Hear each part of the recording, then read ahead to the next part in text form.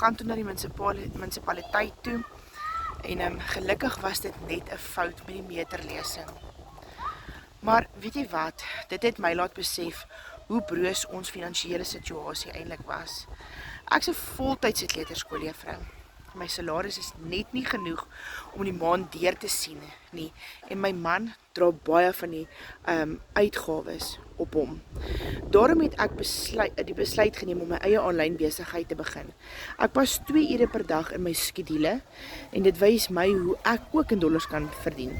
En ek bou aan 'n ekstra inkomste sodat ek voorbereid kan wees. Moenie wag tot die krisis van jou deur kom klop nie. Wees voorbereid. As jy ook 'n plan B nodig het, wat maklik is en geen spesiale vaardighede vereis nie, tik vir my ja in die comments en ek sal jou wys hoe ek dit doen.